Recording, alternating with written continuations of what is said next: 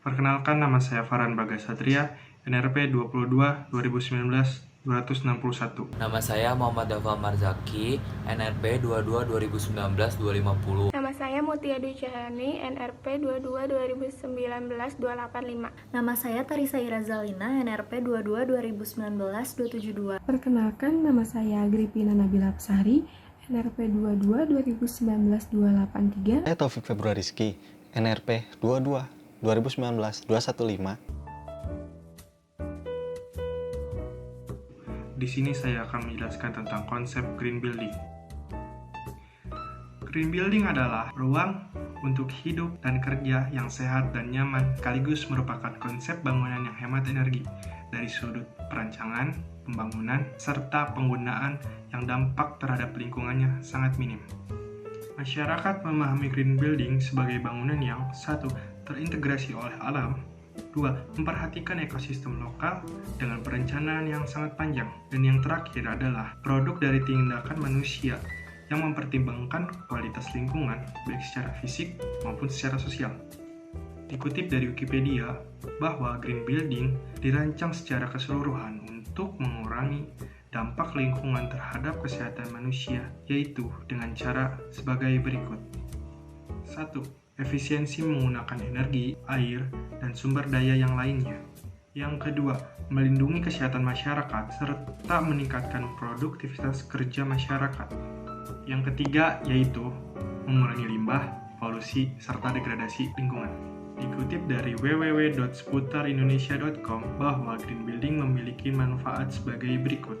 Yang pertama, meningkatkan penjualan sebanyak 40%. Yang kedua, produktivitas pekerja dapat dikembangkan sebesar 15% dengan peningkatan pengawasan terhadap suhu keseluruhan. Yang terakhir yaitu pengawasan terhadap sumber penyakit dapat membasmi asma dan sumber alergi bagi penghuni hingga 60%. Menurut Ervianto, manfaat dari memiliki green building sendiri yaitu rendahnya biaya operasional sebagai akibat efisiensi dalam pemanfaatan energi dan air. Yang kedua, lebih nyaman dikarenakan suhu dan kelembaban ruang lebih terjaga. Yang ketiga, pembangunan wajib memberikan perhatian dalam hal pemilihan material yang relatif sedikit mengandung bahan kimia. Yang keempat, sistem sirkulasi udara yang mampu menciptakan lingkungan dalam ruang yang lebih sehat. Yang kelima, murah dan mudah dalam penggantian berbagai komponen bangunan. Yang terakhir yaitu biaya perawatan dan perawatannya yang relatif lebih rendah. Building itu salah satu konsep bangunan ramah lingkungan yang masih menjadi tren hingga saat ini. Konsep dari green building ini sendiri menghadirkan bangunan yang menyatu dengan alam, yang dimulai dari tahap perencanaan hingga operasionalnya nanti. Tujuannya untuk membuat hidup yang lebih baik dari hari ini, masa kini, hingga masa yang akan datang. Nah, di sini saya akan menjelaskan konsep-konsep dari green building. Yang pertama yaitu pemanfaatan material yang berkelanjutan.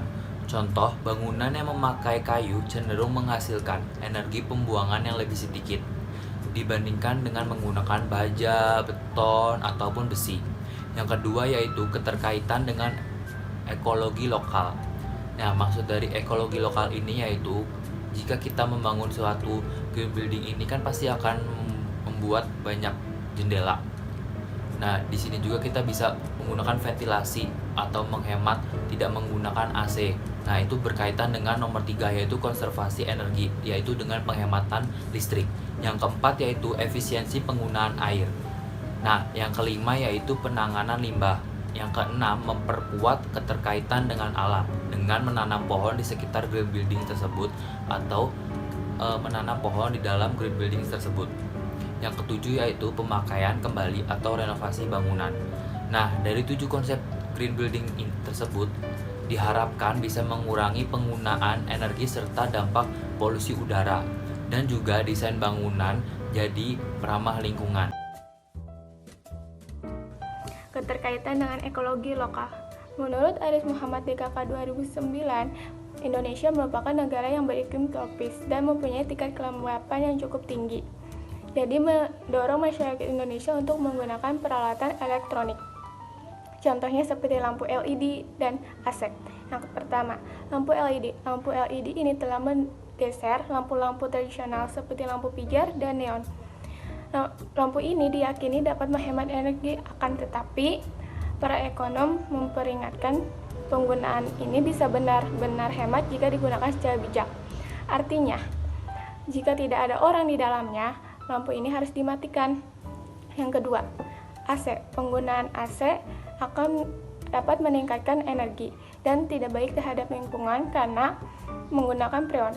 Freon ini yaitu zat yang tidak baik terhadap atmosfer, jadi tidak baik terhadap lingkungan. Kali ini saya akan menerangkan tentang konservasi energi dalam konsep green building, pembangunan berkelanjutan. Untuk menggunakan konsep ini, kita tidak perlu mengorbankan kenyamanan dan produktivitas akibat penggunaan materi hemat energi. Melalui konsep green building, penggunaan AC dan lampu itu akan dibatasi di setiap bangunan untuk mengurangi polusi yang berkaitan dengan efek rumah kaca.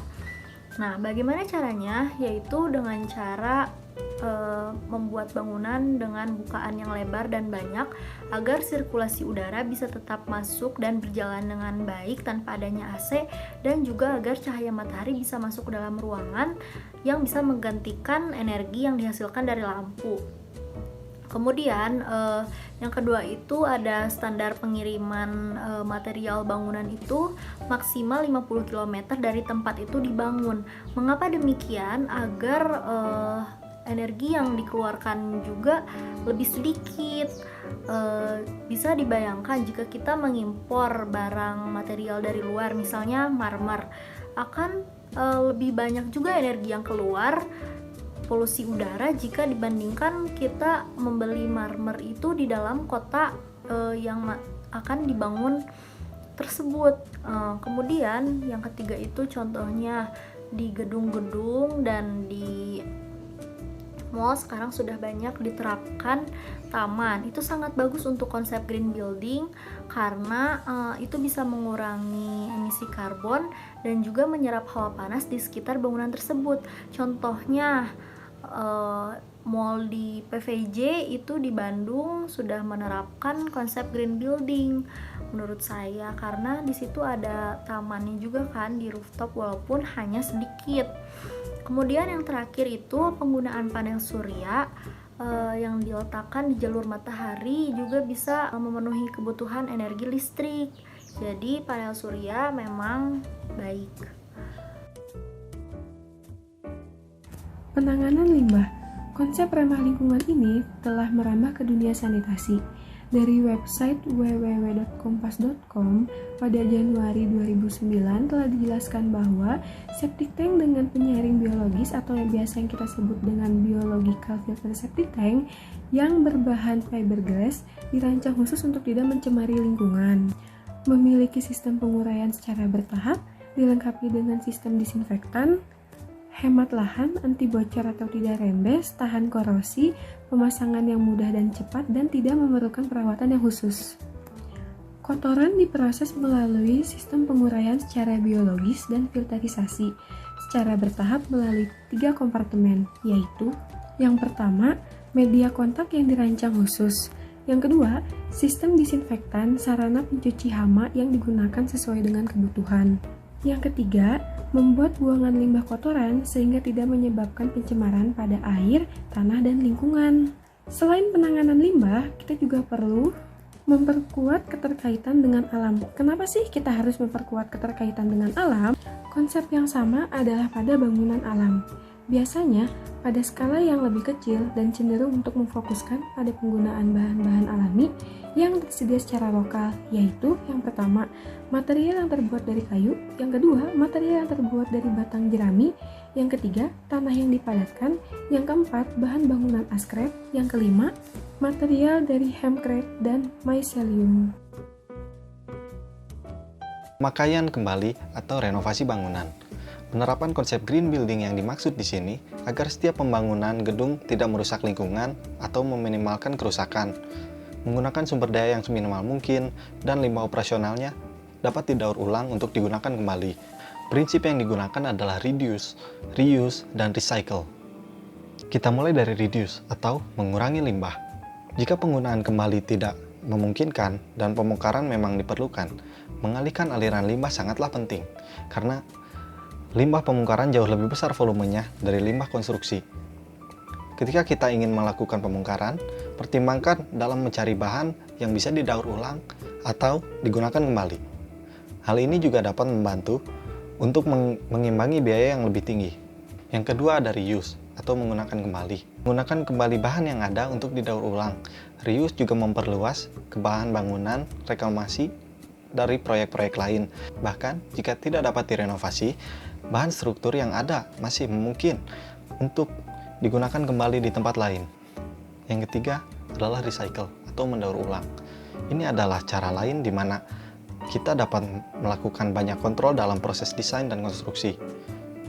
Kita harus menyadari bahwa ada beberapa material yang mengandung jumlah tinggi energi, seperti beton, di mana semen menyumbang sekitar 5% dari emisi karbon dioksida global. Jika memungkinkan, tentukan produk bangunan dengan konten daur ulang yang tinggi daripada bahan baru. Beton agregat, countertops, karpet, ubin kaca, kayu, dan bahan drywall semua dapat bersumber dengan konten daur ulang yang tinggi. Pertimbangkan menggunakan bahan lokal untuk mengurangi sampah dengan meminimalkan transportasi dan konsumsi bahan bakar. Sekian dari saya.